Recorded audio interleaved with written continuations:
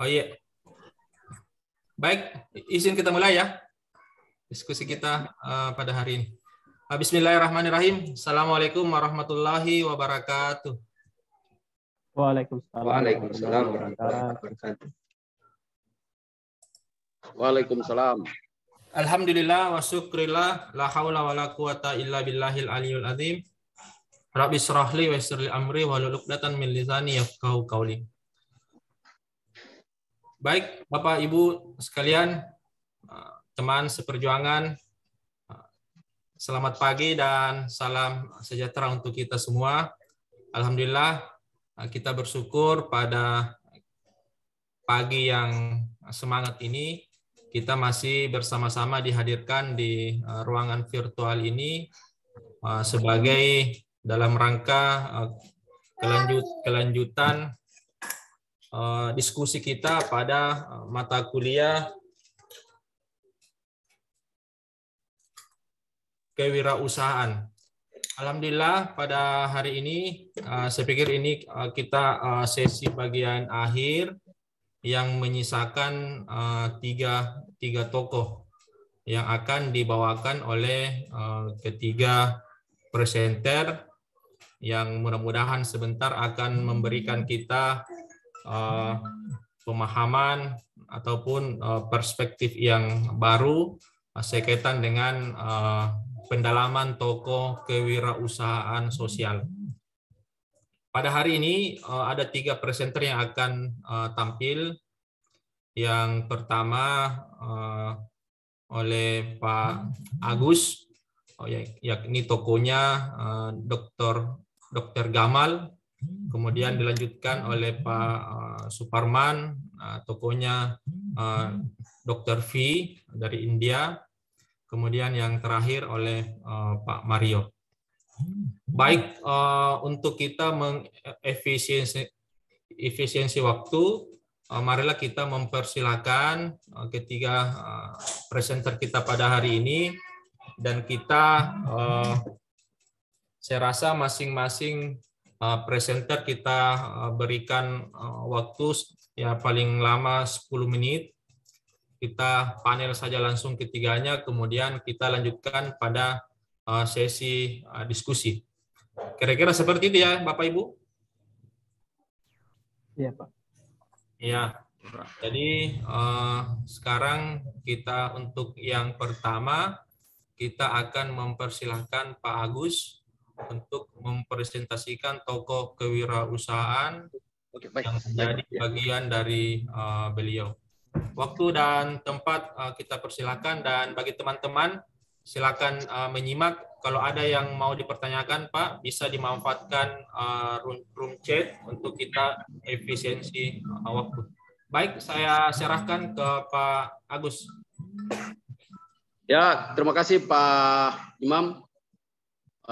Assalamualaikum warahmatullahi wabarakatuh, teman-teman sekalian yang saya hormati.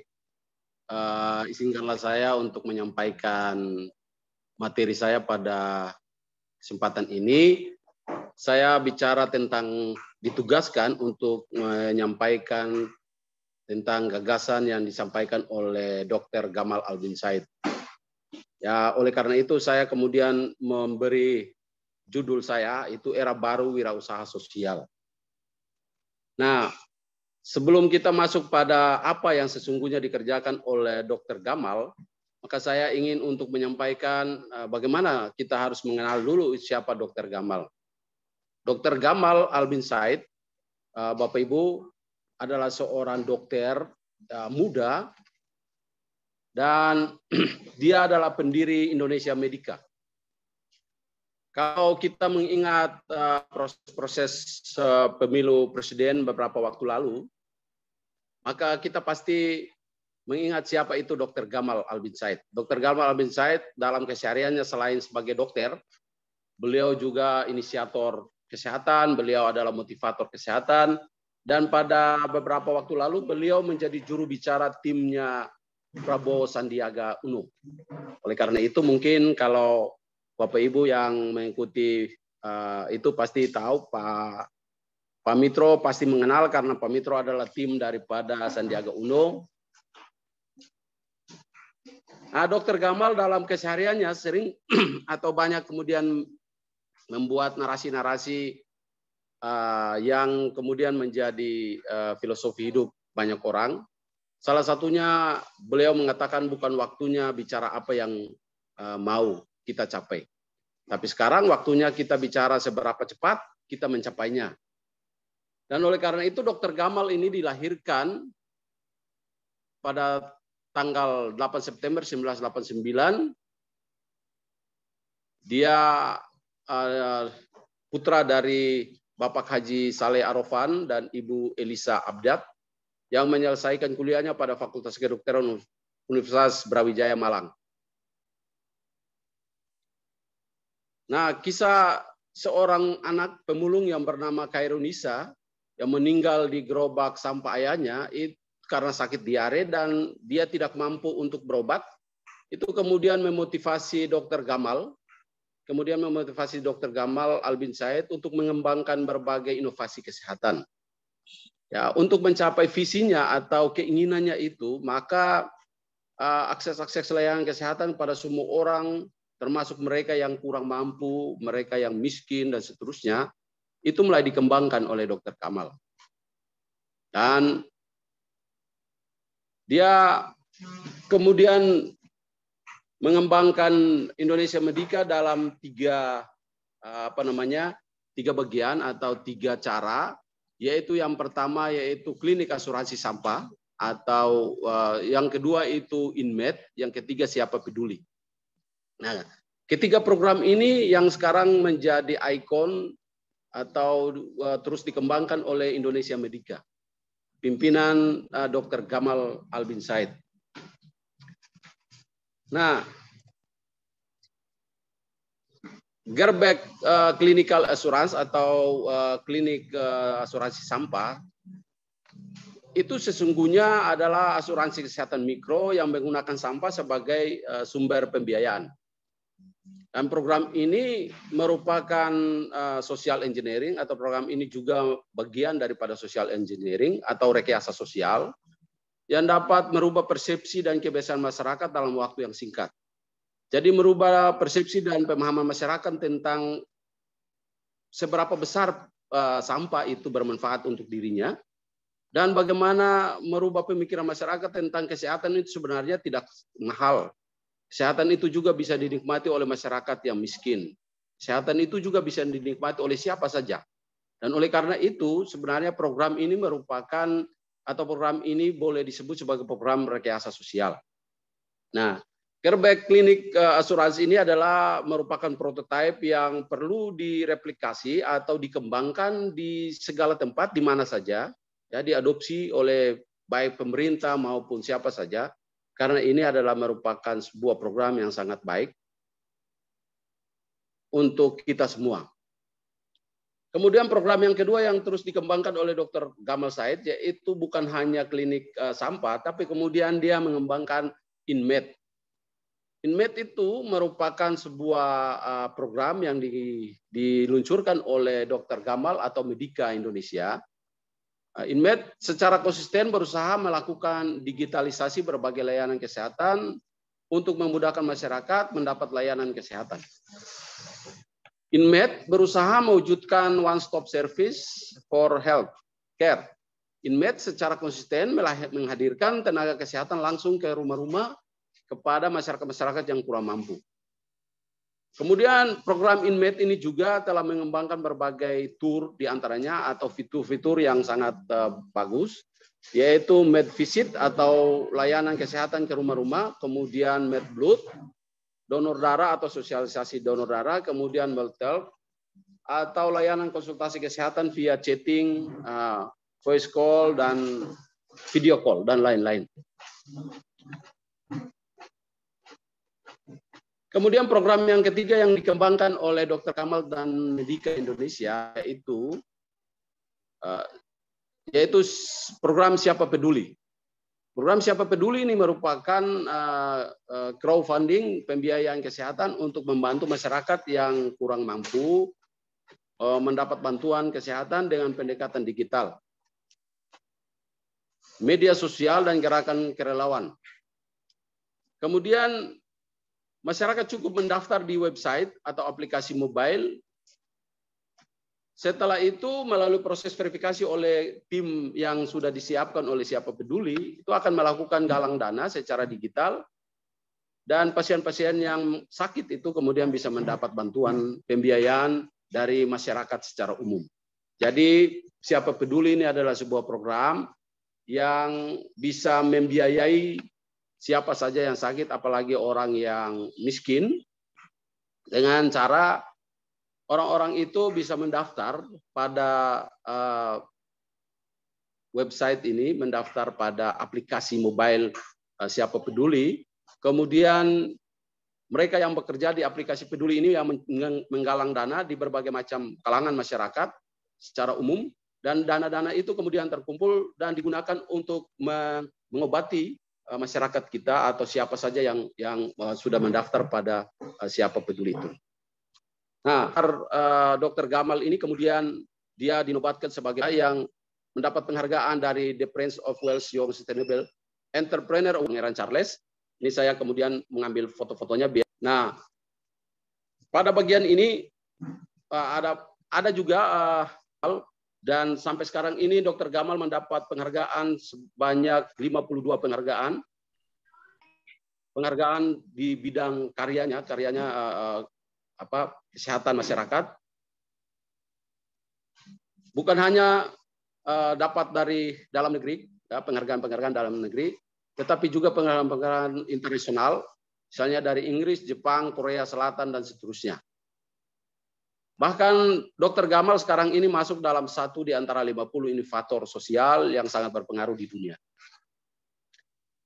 Itu kira-kira apa yang saya presentasikan tentang tokoh yang ingin yang ditugaskan untuk saya kaji, yaitu Dr.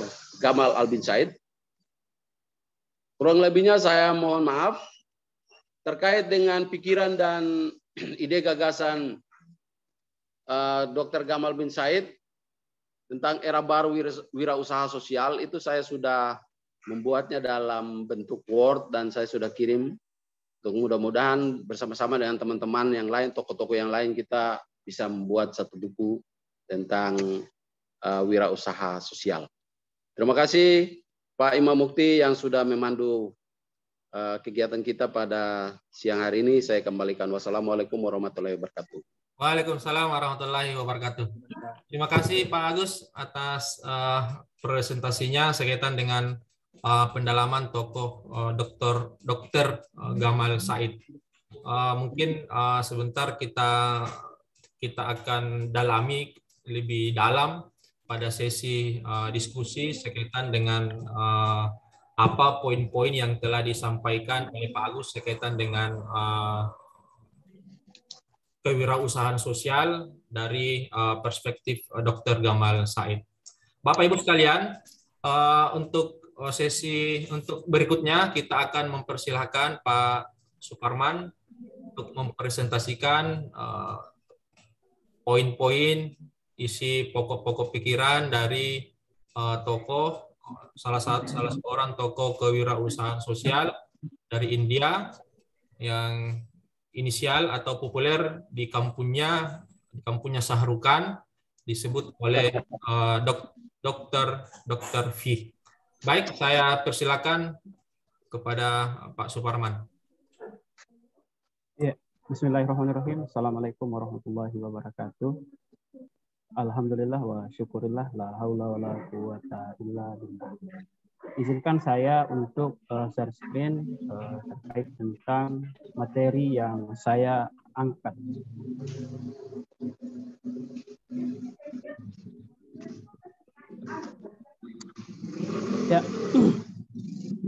Ya, materi yang ingin saya angkat itu adalah Dr. Govindappa Venkataswamy atau biasa dikenal oleh Dr. V. Jadi ini adalah salah satu tulisan dari Dr. V. Kalau di bahasa Indonesia kali ini bahasa aslinya itu bahasa Inggris, tapi bahasa Indonesianya itu adalah pada akhirnya ketika Anda membantu orang lain, Anda sebenarnya membantu diri Anda sendiri. kecerdasan dan kemampuan saja tidak cukup, juga harus ada kegembiraan melakukan sesuatu yang indah, melayani Tuhan, kemanusiaan berarti melampaui kecanggihan teknologi terbaik. Demonstrasi rendah hati dari kesopanan dan kasih sayang kepada setiap pasien. Itu bahasa Dr. V. Nah, adapun yang menjadi profil dari Dr. V atau Govinda Venkataswamy itu dilahirkan pada 1 Oktober 1918, kemudian meninggal pada tahun 2006, tepatnya 7 Juli, dikenal sebagai Dr. V. Adalah seorang dokter India mata yang mendedikasikan hidupnya untuk menghilangkan kebutaan yang tidak perlu.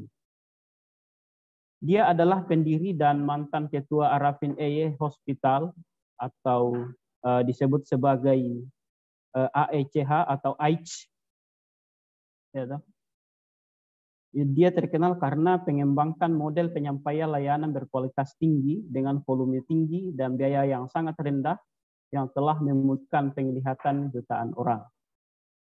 Sejak awal, AICH ini atau Arifin Eye Care System merupakan sebuah menangani lebih dari 55 juta pasien dan melakukan lebih dari 6,8 juta operasi.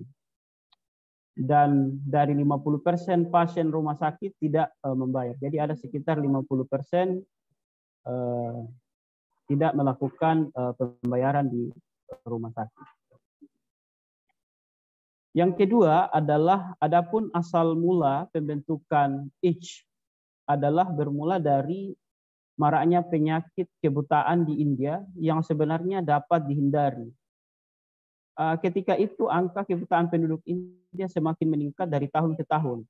Pemerintah merupakan sebuah negara berkembang seperti India tidak mampu untuk memenuhi kebutuhan kesehatan penduduknya karena pertumbuhan populasi yang sangat begitu besar, kemudian keterbatasan infrastruktur, kemudian pendapatan per kapita yang rendah, populasi yang menua, penyakit endemik, dan tingginya angka pendidikan buta huruf. Melihat keadaan tersebut, Dr. V ingin membentuk sebuah model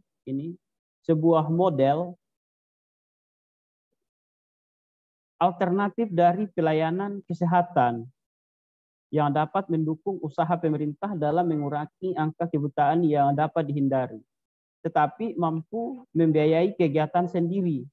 Itu adalah merupakan visi dari Dr. V, yaitu membentuk sebuah waralaba, rumah sakit mata yang beroperasi dengan efektivitas dan efisiensi seperti restoran, cepat saji, minum. Jadi Dr. V itu melihat atau mencontohi McDonald. Kenapa mengambil McDonald pada saat itu? Karena Mr. V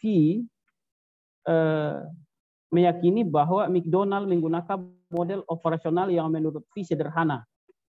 McDonald menjunjung tinggi optimalisasi biaya melalui prosedur kerja yang dibuat berstandar dengan rincian spesialisasi tugas yang sangat baik dan dikerjakan dalam volume besar. Melalui latar belakang ras itu tadi, pendidikan dan budaya berbeda untuk memproduksi barang yang sama dengan cara yang sama. Kemudian selanjutnya, persoalan pelayanan. Jadi pelayanan dari AICH ini mampu untuk menjangkau masyarakat pedesaan di Tamil atau di daerah India di situ, mengirimkan tenaga para medisnya ke kampung-kampung guna melakukan screening pasien untuk menjemput pasien. Pasien yang membutuhkan operasi akan dibawa ke rumah sakit. Di sana mereka akan disediakan makanan, tempat menginap, perawatan, dan transportasi untuk kembali ke kampung masing-masing pada setelah selesai dilakukan operasi. Nah, menariknya ini AICH adalah mampu memberikan pelayanan yang sangat berkualitas tinggi, meskipun pembayarannya itu sangat rendah. Apa yang dilakukan AICH adalah dengan sedemikian banyaknya pasien dalam hari karena perhatiannya pada proses dan metode yang inovatif untuk meningkatkan efisiensi.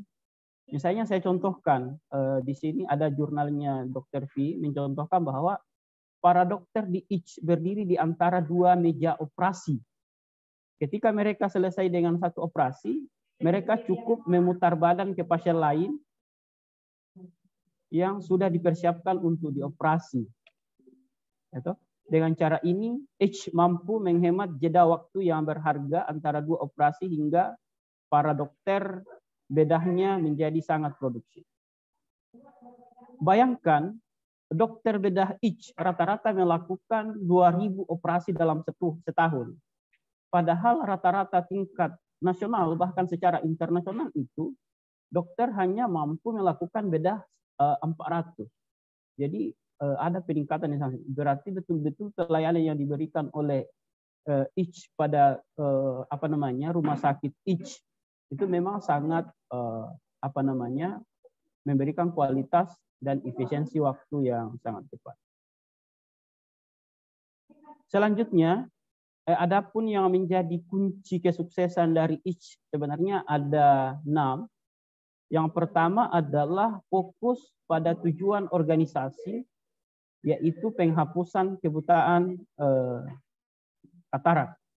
Yang kedua, mengejar model bisnis hibrida yang seperti yang saya contohkan tadi, McDonald, yang diawali dengan dorongan kebutuhan.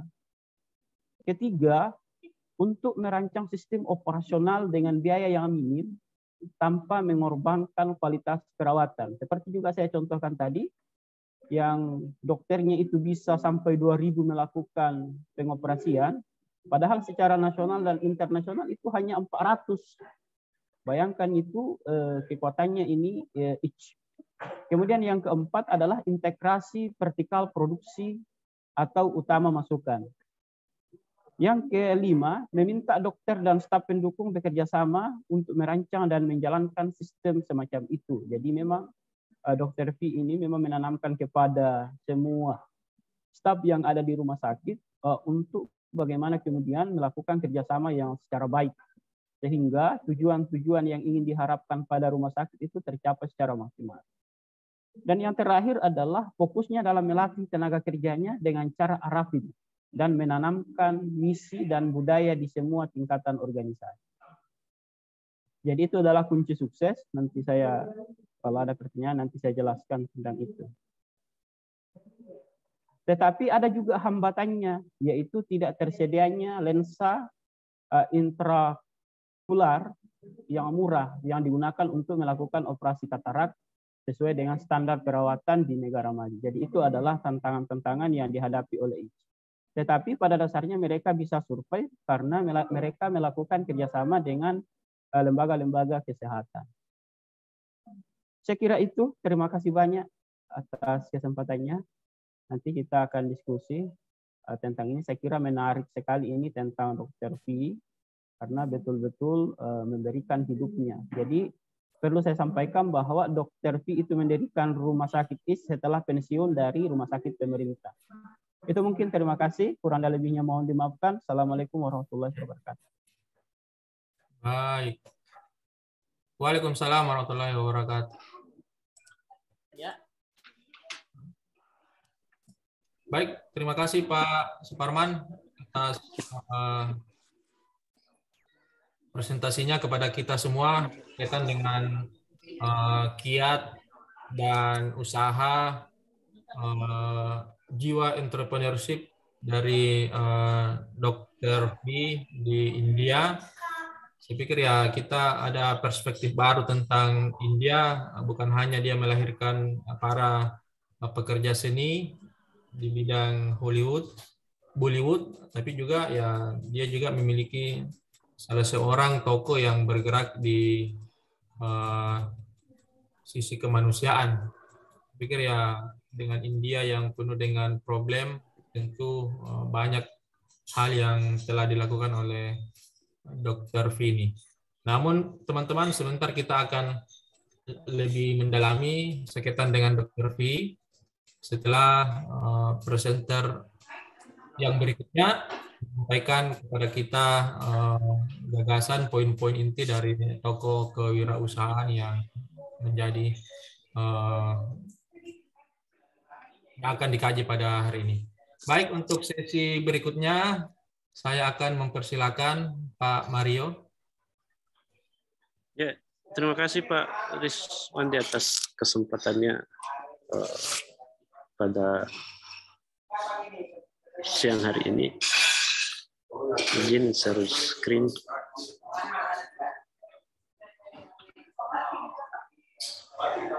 Baik, Assalamualaikum warahmatullahi wabarakatuh. Dan selamat siang Bapak Ibu yang saya hormati dan banggakan, teman-teman seperjuangan. Izinkan saya mempresentasikan tokoh kewirausahaan yang akan saya diskusikan pada hari ini adalah Gavin Armstrong dengan ikan besi keberuntungan atau Lucky Iron Fish. Baik, sebelumnya Lucky Iron Fish adalah sebuah perusahaan sosial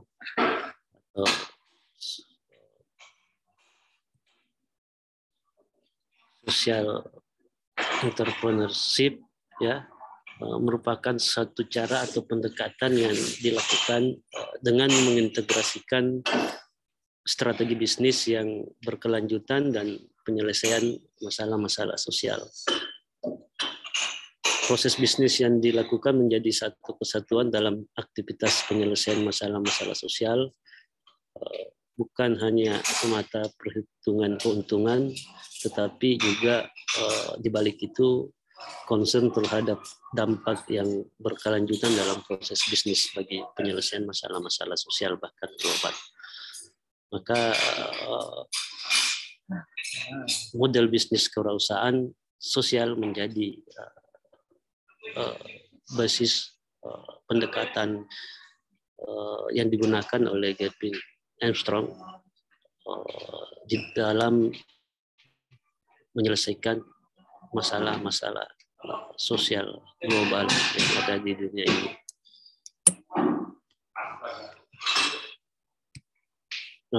Biografi Gavin Armstrong,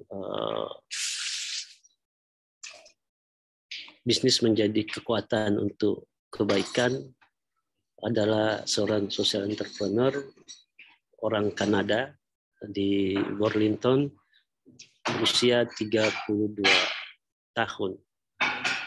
Menempuh pendidikan di University of Guelph, Kanada tahun 2006 sampai 2011, mulai gelar sarjana pemasaran, dan pada tahun selanjutnya 2011-2012 itu mulai gelar MSc Magister dalam bidang Rural Planning on Development International yang fokus pada program kelaparan dan kerawanan pangan dan peran yang dapat dimainkan oleh sektor swasta dalam membantu menyelesaikan krisis. Berikutnya pada tahun 2012 dan 2016 meraih gelar PhD dalam bidang biomedical science dengan tesis ikan besi keberuntungan, di mana berangkat dari tesis tersebut melahirkan pendekatan model bisnis juga pada penanganan masalah-masalah sosial secara global, khususnya yang ada di Kamboja. Misinya, misi dari perusahaan Lucky Iron Fish Enterprise yaitu mengurangi kekurangan zat besi di seluruh dunia, memberikan dampak positif bagi perempuan, laki-laki dan anak-anak secara holistik sehingga mereka dapat berkembang baik secara fisik maupun ekonomi. Dengan bantuan Anda, kami telah bekerja dengan organisasi di seluruh dunia untuk mencegah dan mengatasi kekurangan zat besi. Kemudian kaitan dengan Lucky Iron Face Enterprise dengan kewirausahaan sosial dan tujuan pembangunan berkelanjutan, bahwa Sustainable Development Goal itu dengan kesepakatan pemimpin-pemimpin dunia di PBB itu mengeluarkan rumusan pembangunan di dalam suatu negara di mana ada 17 tujuan dari rumusan pembangunan tersebut. Dari 17 adalah pengembangan dari MDGs, yaitu Millennium Development Goals, yang pencapaian targetnya di 2015 kemudian dilanjutkan di Sustainable Development Goals yang lebih melihat pembangunan pada integrasi antara pembangunan sosial, pembangunan ekonomi, pembangunan lingkungan, dan juga pada pembangunan hukum dan tata kelola. Berdasarkan dari tujuan pembangunan yang sudah ditetapkan di dalam Sustainable Development Goal, maka negara-negara mengacu dalam proses pembangunan dan pelaksanaan pembangunannya mengacu pada tujuan pembangunan yang berkelanjutan tersebut. Nah, hal inilah yang melatar belakangi sebenarnya khususnya pada Lucky Iron Face Enterprise sebagai perusahaan sosial yang ingin menyelesaikan masalah-masalah global dengan pendekatan bisnis, tetapi juga melihat pada persoalan lainnya, yaitu persoalan lingkungan, persoalan sosial, persoalan kesehatan, dan hal lainnya yang mendukung pada keberlanjutan proses-proses atau aspek-aspek lainnya di dalam kehidupan kita. Itu SDGs merupakan komitmen bersama yang menekankan partisipasi dan kolaborasi semua pemangku kepentingan pembangunan, pemerintah, dalam hal ini pemerintah, dunia usaha, LSM, perguruan tinggi, dan masyarakat dalam mekanisme kerjasama global dan dalam kerangka kemitraan untuk hidup yang lebih baik dan berkelanjutan. Maka SDGs ini menjadikan bisnis bukan hanya sekedar mencari keuntungan, tetapi sebagai kekuatan untuk kebaikan keseluruhan dari aspek-aspek kehidupan kita, keuntungan untuk segenap masyarakat, bukan hanya pada investor yang sudah memberikan begitu besar biaya atau dana dalam pengembangan perusahaan. Kemudian mengapa fokus di awal pada perusahaan Lucky Iron Face ini di Kamboja? Karena dari persoalan global, terutama pada kesehatan masyarakat di negara dunia ketiga, kekurangan zat besi yang paling signifikan di dunia mempengaruhi lebih dari 3,5 miliar orang, yang berarti merupakan kondisi serius yang mempengaruhi umat manusia. WHO berulang kali menunjukkan bahwa kekurangan zat besi ini memerlukan perhatian segera dari pemerintah, peneliti, dan praktisi kesehatan karena dampak sosial ekonomi dan kesehatan yang begitu parah dan signifikan pengaruhnya bagi kehidupan masyarakat, khususnya di negara dunia ketiga. Kekurangan zat besi lazim terjadi di negara maju dan berkembang, tapi lebih banyak menyerang wanita usia reproduksi dan anak-anak, terutama mereka yang hidup di bawah garis kemiskinan. Kekurangan zat besi memiliki efek signifikan pada pertumbuhan dan perkembangan kognitif, fisik, dan mental pada anak-anak. Kemudian untuk keempat kalinya, pada tahun 2015 Pusat Konsensus Copenhagen menganjurkan tindakan global internasional untuk mengatasi kekurangan zat besi.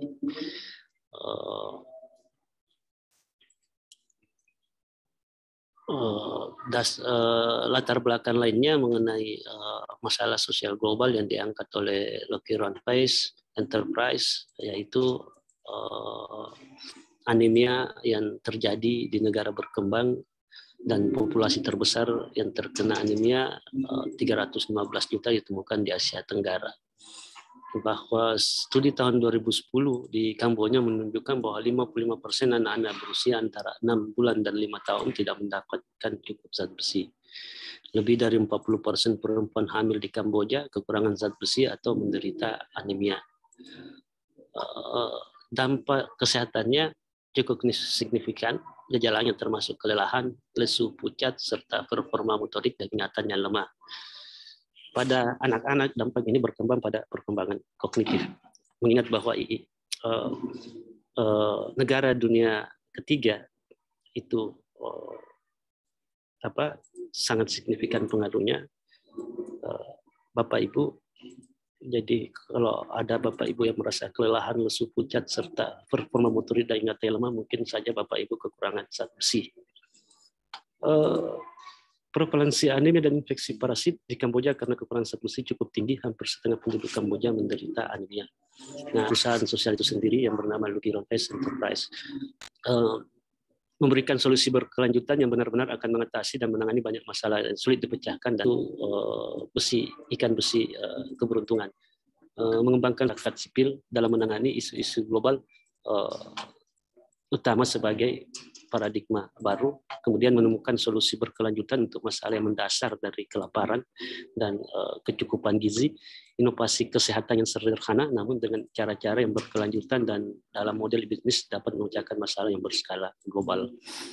Kemudian riset Gaping meningkatkan jumlah zat besi yang dilepas dari ikan besi secara efektif meningkat hingga 75% dari asupan zat besi harian individu dalam setiap penggunaan. Jadi Lockheed Run-Weiss Enterprise adalah sebuah ikan besi yang diciptakan untuk mengganti suplemen penambah zat besi yang selama ini dijadikan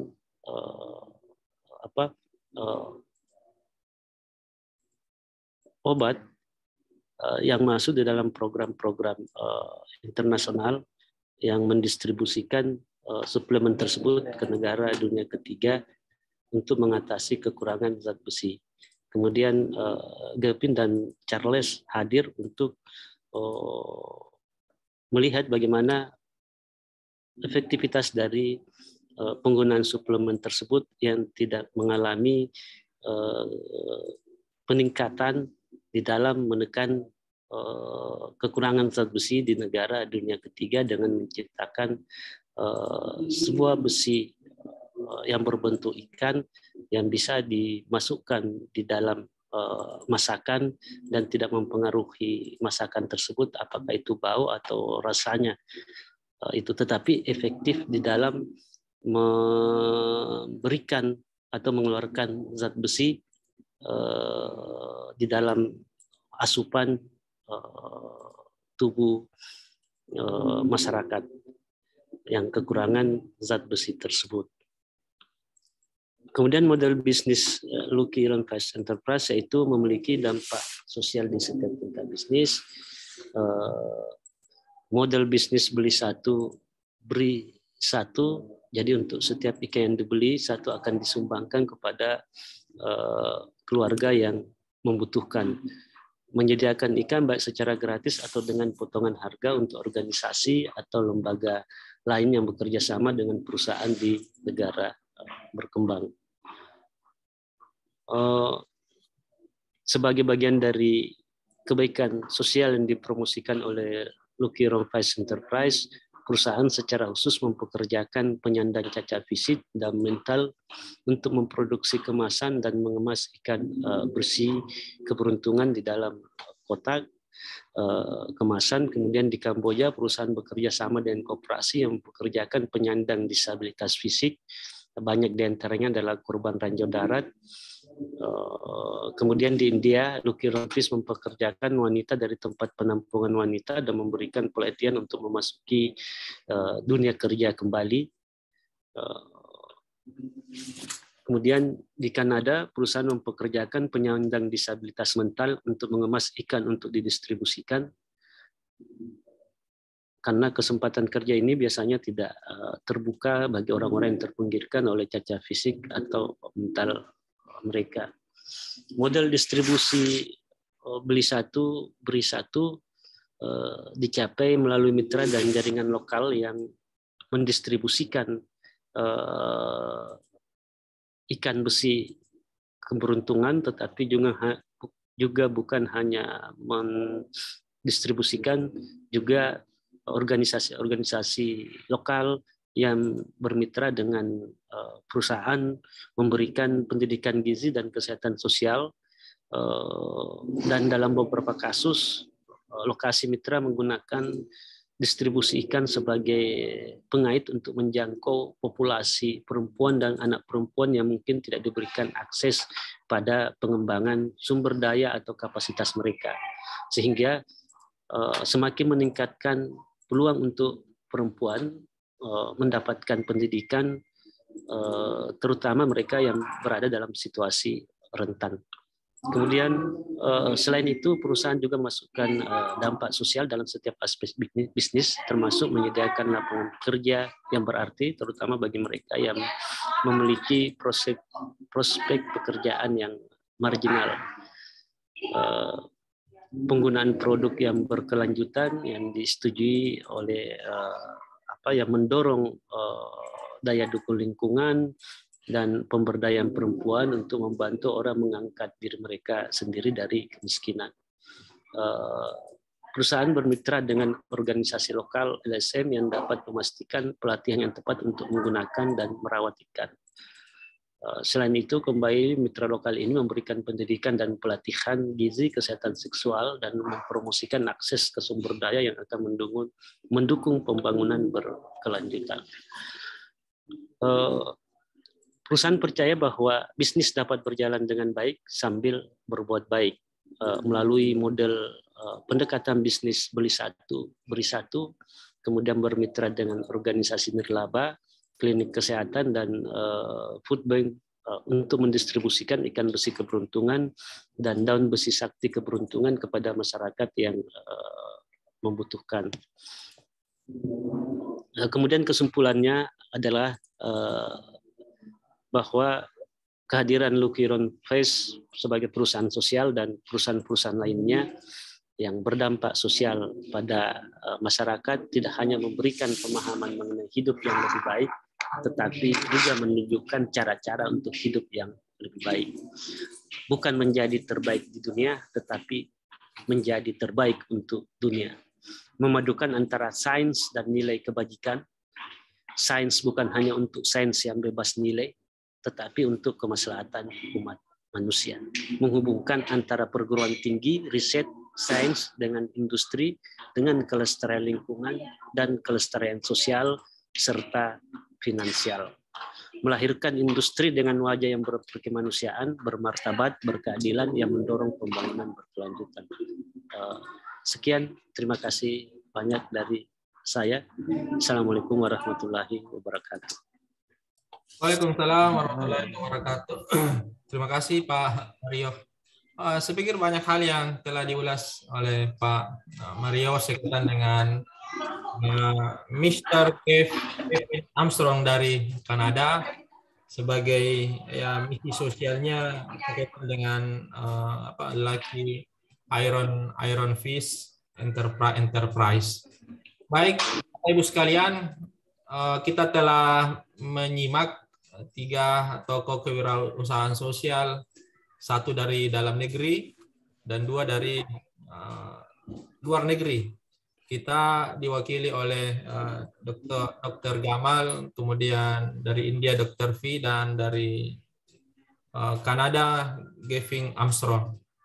Saya kira banyak hal yang menjadi rasa penasaran kita untuk lebih menggali dari ketiga tokoh yang telah dikemukakan oleh ketiga narasumber yang saya pikir hari ini begitu bersemangat dan memberikan kita wawasan-wawasan, informasi-informasi baru.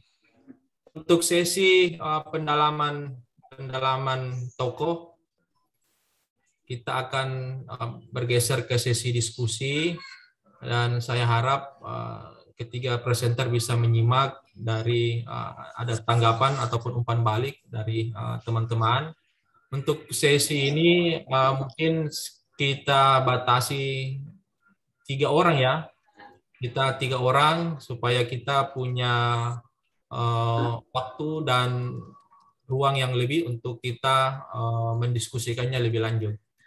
Yang sudah raise hand ada Pak Sarif, kemudian Bunda Ramla, kemudian satu lagi, Bapak Ibu. Satu lagi. Hanya 2 aja.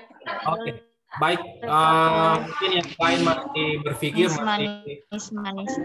Oh ya, oke, Ibu Nisma. Baik, silakan singkat saja Bapak Ibu ya, supaya ketiga presenter ini bisa memberikan kita pendalaman yang lebih komprehensif keterkaitan dengan 3 tokohnya. Baik, untuk awal saya persilakan secara berturut-turut Pak Sarif, Bunda Ramla, kemudian Ibu Nisma. Waktu dan tempat dipersilakan. Ya, baik. Terima kasih banyak. Sebelum saya bertanya, apakah suara saya terdengar dengan baik? Cukup jelas. Oh iya, baik. Terima kasih banyak, Pak Moderator. Oke, jadi pembahasan kita pada hari ini sangat menarik ya, karena kita disuguhkan oleh tokoh-tokoh yang saya pikir sangat menginspirasi begitu. Satu yang tadi sudah disampaikan, mendapatkan beberapa penghargaannya. Dan saya lihat juga dari profil beliau masih sangat muda ya, lahiran 89. Saya pikir ini sangat luar biasa. Kemudian di usia yang masih tergolong muda, kemudian mampu menjadi inspirasi bukan hanya di Indonesia, tapi saya pikir ini sudah global ya, karena sudah menembus ke mancanegara seperti itu. Kemudian tadi juga sudah disampaikan ya terkait dokter yang di dokter V ya, yang disampaikan oleh Pak Suparman. Ini juga saya pikir tokoh yang memiliki jiwa sosial yang sangat luar biasa ya. Dari 1.000 orang mungkin baik kalau ditemukan satu orang yang seperti itu. Dan yang terakhir tadi Pak Gavin Armstrong ya, saya pikir ini juga sangat luar biasa ya, menginspirasi dan memiliki jiwa-jiwa yang kemudian tentu jiwa mereka ini tidak semua orang bisa miliki begitu ya, karena dengan panggilan hati, panggilan jiwanya itu kemudian hadir dan bisa kemudian memberikan warna, memberikan manfaat pastinya kepada khalayak seperti itu. Mungkin untuk ketiganya saya hanya ingin tahu ini Pak Agus, Pak Suparman, Pak Mario ya, kira-kira dari 3 tokoh ini, tokoh yang saya pikir ini sangat menginspirasi kita semua, yang mengilhami ketiga tokoh ini untuk kemudian melakukan itu apa Pak begitu ya. Mudah-mudahan kita tertular lah istilahnya begitu ya, tertular dari saya pikir tokoh-tokoh yang sangat menginspirasi ini, sehingga muncul juga ilham-ilham yang lahir dalam diri kita untuk bagaimana kemudian kita bisa bermanfaat kepada sesama. Saya pikir itu saja mungkin barangkali Pak Moderator yang ingin saya sampaikan. Terima kasih banyak. Assalamualaikum warahmatullahi wabarakatuh. Waalaikumsalam warahmatullahi wabarakatuh. Dilanjutkan Bunda Ramla. Ya, terima kasih atas kesempatannya. Assalamualaikum warahmatullahi wabarakatuh. Selamat pagi. Untuk pertanyaan ke Pak Agus, mungkin saya ingin mendalami sedikit Pak tentang Dr. Gamal Albin Said ini. tentang pendidik atau pengasuhan orang tuanya ya. Kira-kira ada referensi nggak seperti apa beliau kemudian bisa mendapatkan inspirasi kemudian menjadikan usahanya itu membantu orang banyak. Kemudian untuk Pak Suparman tentang Dr. V, ini memang namanya Dr. V Pak ya, maksudnya bukan singkatan ya. Dalam hal membantu orang-orang di India yang terkena penyakit mata ya, katarak. Mungkin bisa dijelaskan kembali Pak seperti apa beliau bisa mendapatkan dukungan modal, karena biasanya kalau dari sekian banyak penyakit itu biasanya termasuk penyakit mata ini alat-alatnya agak mahal ya. Sama halnya mungkin dengan Dr. Lee yang mungkin ada dukungan-dukungan dari lembaga-lembaga lain yang kemudian bisa membantu permodalan dalam hal membantu orang-orang yang ingin operasi mata. Kemudian terakhir untuk Pak Mario ya, untuk Armstrong ini tadi itu kan ada ada ikan besi ya, ikan besi itu ada dijual bebas nggak Pak? Maksudnya untuk mendapatkannya seperti apa, dan sebenarnya ikan besi itu bisa kan tadi bisa dimasukkan dalam masakan ya, ya bisa dimasukkan, bisa menyumbangkan zat besi. Terutama mungkin bisa bisa diberikan informasi untuk membantu masyarakat yang seperti di Sumbawa ini. Ada beberapa daerah yang itu kadar airnya dalam kadar kapur dalam air itu sangat tinggi, sehingga ketersediaan besi dalam pemenuhan konsumen zat besi itu kurang di daerah-daerah. Terima kasih. Ya, terima kasih. Baik, terima kasih Bunda Ramla. Selanjutnya, silakan Ibu Nisma. Ya, Assalamualaikum warahmatullahi wabarakatuh. Terima kasih atas kesempatannya. Ya, luar biasa ya penyajian tokoh kewirausahaan yang dipaparkan oleh Pak Suparman, Pak Agus, dan Pak Mario. Ya, di sini yang saya ingin tanyakan, yaitu selama beliau berproses dalam suatu kegiatan kewirausahaan sosial, kendala yang paling sulit dilalui oleh ketiga tokoh ini apa gitu? Kendala yang paling sulit yang mereka hadapi ya, untuk keseluruhan pertanyaan saja, untuk Pak Agus, Pak Suparman, dan Pak Mario. Dan kemudian apakah ada kerjasama internasional yang lebih dominan atau lebih memperkuat terhadap keberhasilan kewirausahaan sosial yang dilakukan ketiga tokoh ini? Dan apakah juga ada advokasi kebijakan ya yang mempengaruhi lebih terhadap langkah atau kegiatan yang dilakukan oleh ketiga tokoh kewirausahaan sosial ini? Terima kasih Pak Bu. Assalamualaikum warahmatullahi wabarakatuh. Waalaikumsalam. Baik, terima kasih Bapak Ibu yang telah memberikan tanggapan untuk ketiga presenter kita pada hari ini.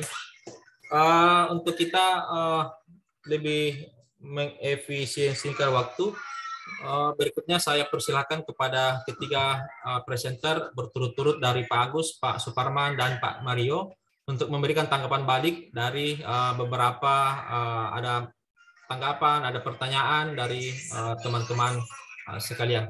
Baik, saya geser ke Pak Agus. Terima kasih Pak Aris, Wandi, atas tiket-tiket.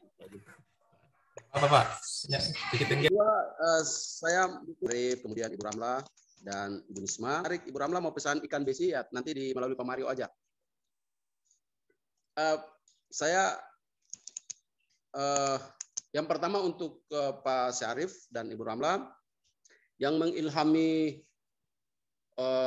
Dr. Gamal untuk kemudian melakukan kegiatan-kegiatan sosial karitatif seperti dalam bidang kesehatan. Itu yang pertama adalah beliau menemukan atau kemudian beliau melihat dengan langsung seorang anak pemulung yang bernama Khairunisa itu meninggal di gerobak ayahnya, gerobak sampah ayahnya, karena tidak mampu untuk membayar rumah sakit dan dia tidak bisa berobat karena tidak punya uang. Padahal sakit yang diderita oleh si kecil ini adalah cuma sakit diare.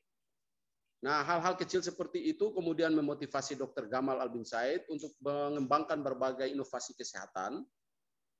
Dan manifestasi daripada cita-citanya itu kemudian dia membuka akses layanan kesehatan seluas-luasnya kepada masyarakat yang miskin, masyarakat yang tidak punya uang, masyarakat yang tidak mampu. Ini Dr. Gamal Albin Said ini dia lahir di Malang pada tahun 1989, 32 tahun yang lalu. Dan Dr. Gamal Albin Said ini merupakan anak daripada seorang usahawan kecil, ya, usahawan kecil di Malang.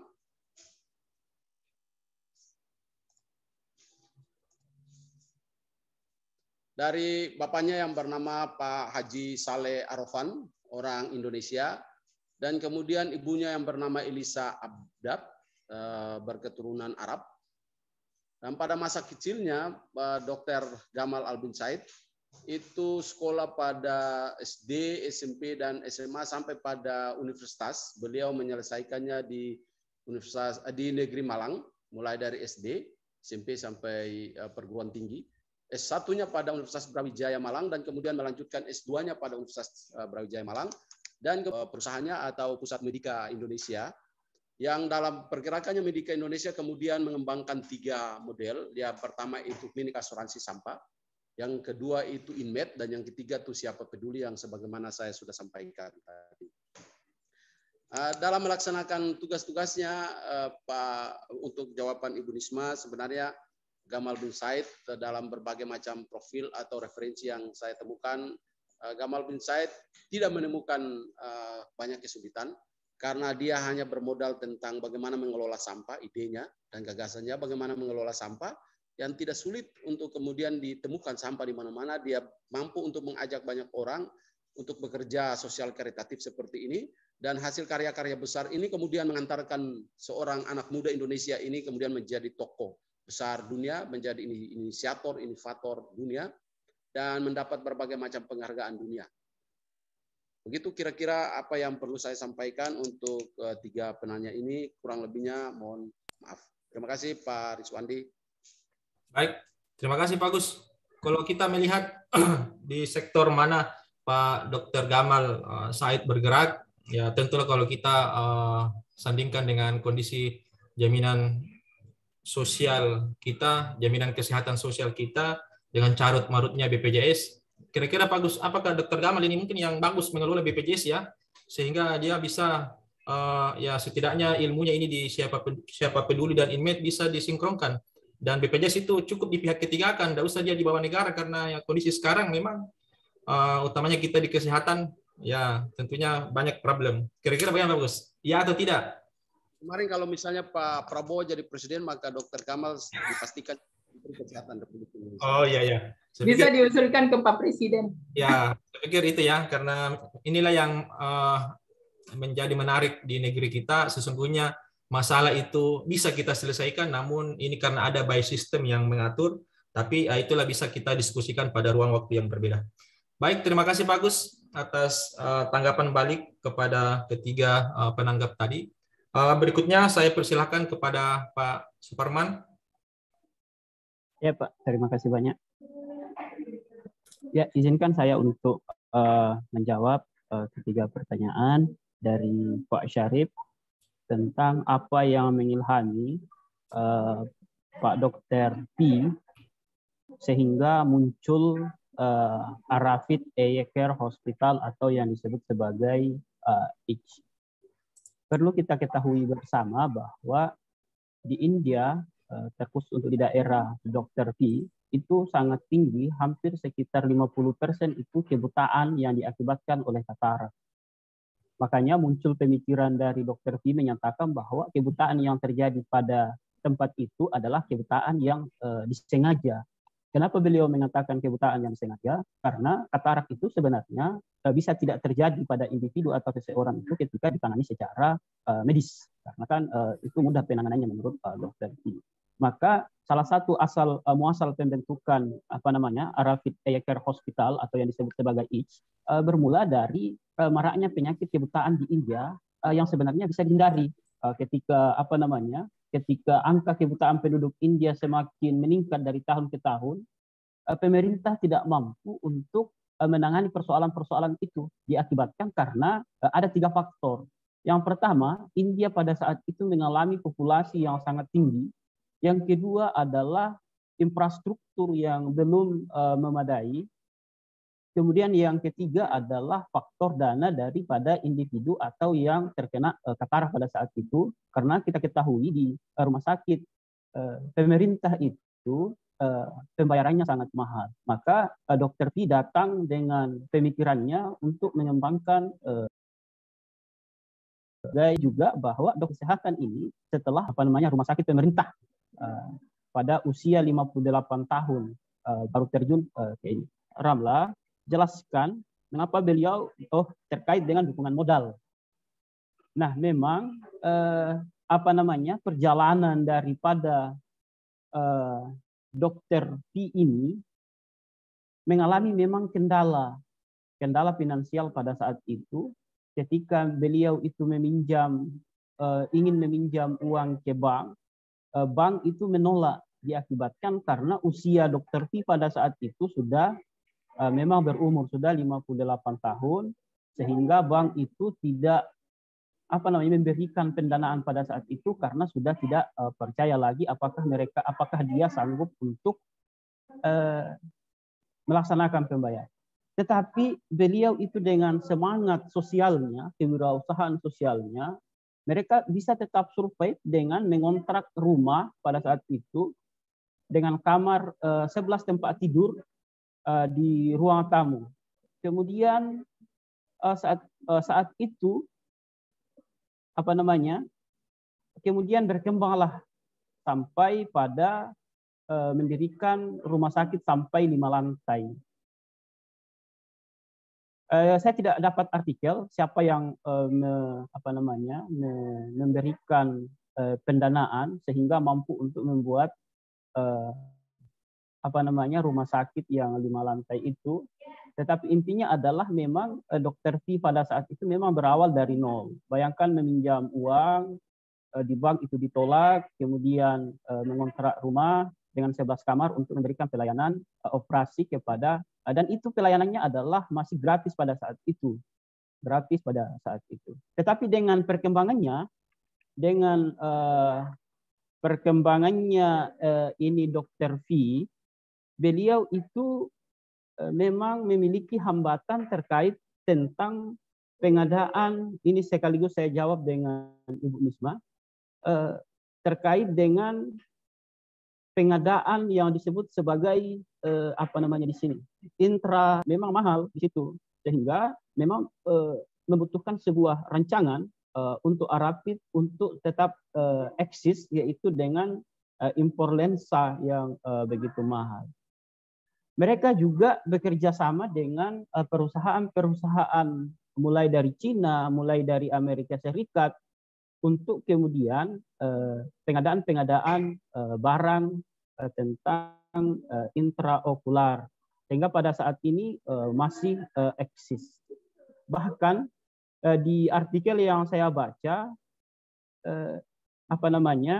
rumah sakit ini, Arrowhead Eye Care Hospital itu banyak yang dari Amerika Serikat yang datang berobat, bahkan dari Cina, sehingga hasil dari rumah sakit ini sampai 200 juta dolar penghasilannya setiap tahunnya untuk saat ini. Tetapi sekarang itu tahun 2006 itu Dr. V itu sudah meninggal dan diambil alih oleh saudaranya sekarang, dan masih tetap eksis sampai sekarang tentang Arrowhead Eye Care Hospital. Tetapi memiliki memang tantangan-tantangan, terutama pendanaan pada saat itu. Tetapi orang yang memang rela mengorbankan jiwanya kepada kemanusiaan memang tidak ada putus semangatnya dalam, saya kira itu. Terima kasih banyak. Baik, terima kasih Pak Suparman atas tanggapan balik dari beberapa masukan, tanggapan dari teman-teman tadi. Mungkin ada satu yang garis bawahi. Saya garis bawahi dari Dr. Vini tentang ya McDonaldisasi ya pelayanan. Saya pikir ini juga menarik untuk bisa dikembangkan bahwa ya dari misalnya 400 pasien secara nasional dia bisa melayani secara sampai 2000-an. Karena memang ya konsep dari McDonald ini pokoknya dia memiliki SOP yang jelas dan langsung penanganan, langsung action. Seperti ini juga bisa kita terapkan ya dan bisa dikembangkan. Ya jadi McDonald dengan produk instannya juga di sisi lain kalau diberikan kepada teks yang lain ya bisa justru membawa manfaat. Baik, berikutnya yang terakhir dari Pak Mario, beberapa tanggapan dari teman-teman sekaitan dengan toko social entrepreneurship. Pak Mario. Ya, terima kasih Pak Moderator sekali lagi atas kesempatannya Pak Rizwandi Marzuki yang hari ini sudah baik sekali sebagai moderator dan kesempatan kali-kali. Mudah-mudahan masih ada lagi kesempatan untuk berikutnya. Ya, untuk pertanyaan saya menyambung saja dari apa yang dikemukakan oleh Pak Agus tadi bahwa cerita dari tokoh perusahaan yang beliau angkat bahwa semua tokoh kelihatannya memiliki ceritanya masing-masing, Pak. Semua tokoh memiliki ceritanya masing-masing. Dan dari cerita itulah yang diangkat oleh masing-masing tokoh untuk mengembangkan bisnis sosialnya atau social entrepreneurship-nya. Itu. Kalau di toko dari Gavin Armstrong, ikan besi keberuntungan, ya, dia terinspirasi dengan kelaparan yang terjadi di Afrika dan di negara-negara miskin lainnya. Ketika Gavin Armstrong kuliah di Kanada, Gavin berkesempatan untuk mengambil perjalanan singkat dari universitas di mana mempertemukan banyak mahasiswa dari berbagai bidang studi kuliah lapangan. Tapi itu terjadi di Afrika dan di Kenya. Dari situ Gavin melihat berbagai hal penderitaan, kemiskinan yang parah, kelaparan yang tidak pernah ditemukannya di dalam kehidupannya. Dari situ Gavin mengubah tujuan hidupnya secara total, mengubah tujuan hidupnya, kemudian konsen pada penyelesaian masalah-masalah sosial. Apa yang menjadi prinsipnya pada saat itu sebelum melihat persoalan-persoalan kemiskinan, kelaparan, dan banyak hal yang diderita oleh masyarakat negara dunia ketiga, khususnya pada negara Afrika, di mana pada tujuan awalnya dia kuliah di Universitas Gulf di Kanada, yaitu ingin menjadi bankir, ingin menjadi pengusaha terkenal dengan cita-cita ingin sejahtera, makmur, memiliki kekayaan yang melimpah, karena masa kecil Gavin yang suram. Sampai pada saat sampai SMA itu Gavin menjadi bahan bully. Itu Gavin menjadi mulai dari kecil sampai SMA itu menjadi bahan bully di lingkungannya, sehingga dia bercita-cita untuk menjadi pengusaha terkenal, menjadi makmur, kaya, sehingga bisa membuktikan pada orang yang membelinya bahwa GP mampu, bahwa apa yang dia lakukan salah. Tetapi setelah ke Afrika, ke Kenya, dia melihat banyak kelaparan, dia merasa egois dengan tujuan hidupnya, bahwa mungkin saja dia tidak akan pernah bertemu lagi dengan orang-orang yang membulinya. Kenapa dia ingin berangkat dari situ untuk menggapai tujuan-tujuan hidupnya. Nah, semua orang memiliki cerita seperti yang diungkapkan oleh Pak Agus dan Pak Imam, dan mungkin juga kita memiliki cerita yang menghadirkan kita bersama semua di sosiologi S3 ya masing-masing, dan itulah yang memotivasi kita. Selain itu bahwa Gaping juga memiliki banyak penghargaan internasional. Dia orang Kanada pertama yang mendapatkan penghargaan Clinton Award, juga Muhammad Ali Award, dan penghargaan lainnya yang diakui oleh dunia internasional melalui usahanya untuk mengentaskan kemiskinan melalui dan konsen mengentaskan kemiskinan melalui kewirausahaan sosial yang dijalankannya sampai hari ini. Gaping juga memanfaatkan, sebenarnya bukan perusahaan sosial, semuanya memanfaatkan pada kesadaran sosial masyarakat yang sekarang sedang ini, khususnya pada kalangan milenial. Dengan kesadaran sosial yang dimiliki oleh kalangan milenial, maka Gaping terbantu dalam mendistribusikan produk-produknya tersebut. Bahkan Ibu Ramla pada tahun 2017, Gaping sudah mendistribusikan produknya ikan besi keberuntungan itu di Indonesia dan di negara-negara berkembang lainnya, karena itu memang tujuan Gaping selain daripada keuntungan dari produk tersebut, juga pada penyelesaian masalah-masalah global lainnya. Jadi sudah banyak negara dari dampak impact report yang disampaikan di situs web Gaping, itu sudah banyak negara-negara yang terbantu dalam pendistribusian ikan besi keberuntungan tersebut, termasuk di Indonesia. Kemudian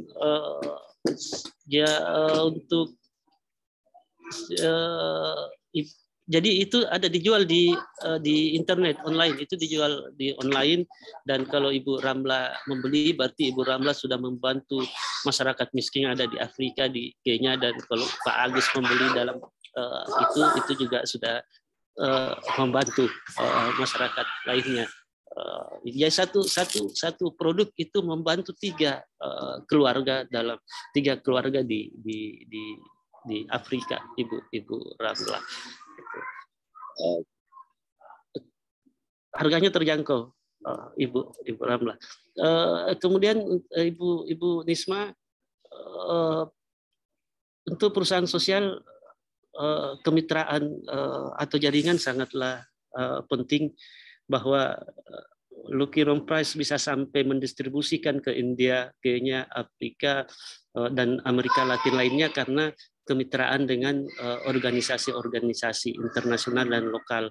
Juga untuk mengembangkan usahanya butuh riset yang kontinu, mendalam, mengenai terutama pada dampak yang dihasilkan dari perusahaan-perusahaan tersebut, bukan hanya finansial tetapi dampak atau manfaat sosial dan lingkungan, dan itu harus secara riset.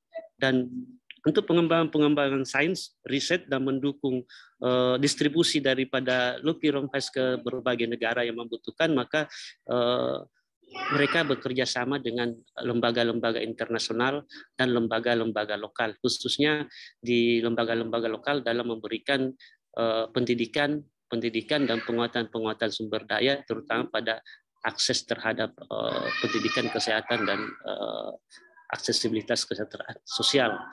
Saya kira jadi dibutuhkan persyaratan utama adalah kemitraan dengan pemangku kepentingan atau berbagai stakeholder yang ada di masyarakat. Ya, jadi ketegangan antara finansial dan ketegangan antara finansial, keuntungan dengan manfaat sosial itu juga menjadi satu hal yang menyulitkan bagi setiap social entrepreneur. Di satu sisi mereka memikirkan pada keuntungan pemegang saham, tetapi di satu sisi bahwa perusahaan harus memiliki dampak sosial bagi masyarakat. Dan di Indonesia hanya baru 2-3 perusahaan yang tersertifikasi.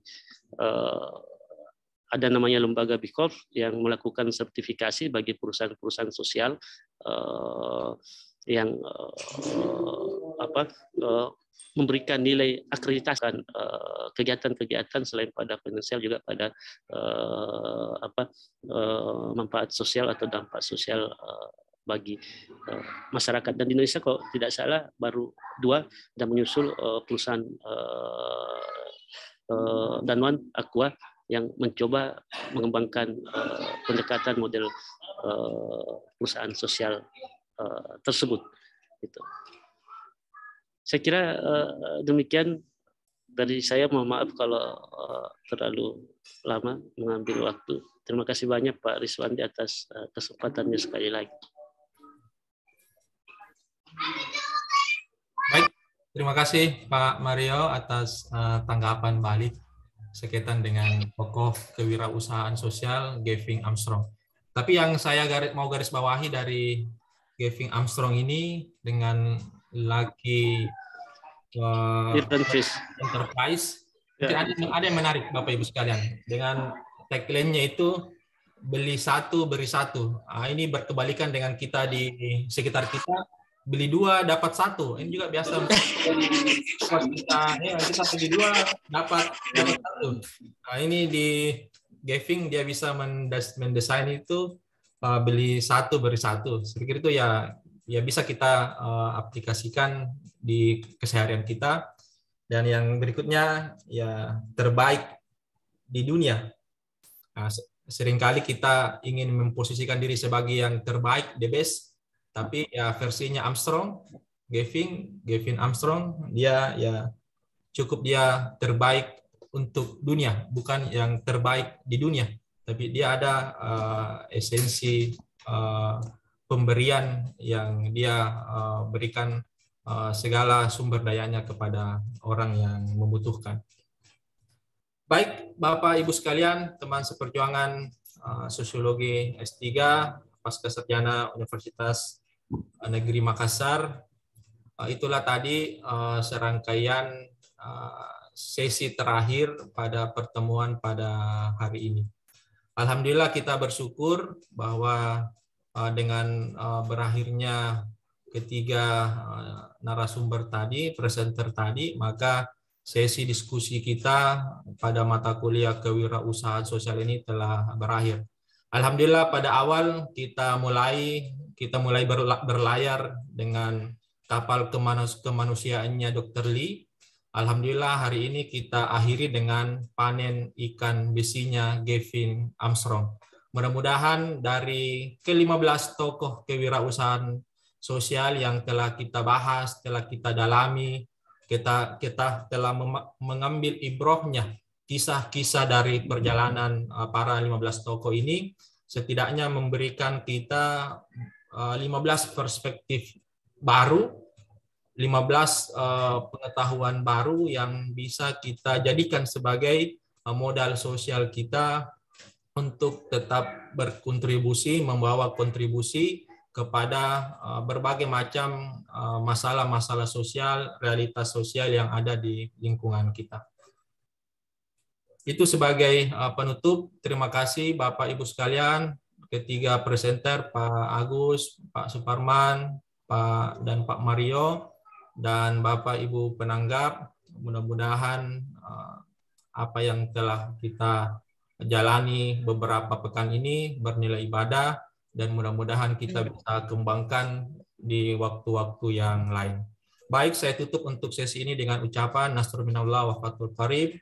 Wabillahi taufiq wal hidayah. Wassalamualaikum warahmatullahi wabarakatuh. Waalaikumsalam. Waalaikumsalam warahmatullahi wabarakatuh.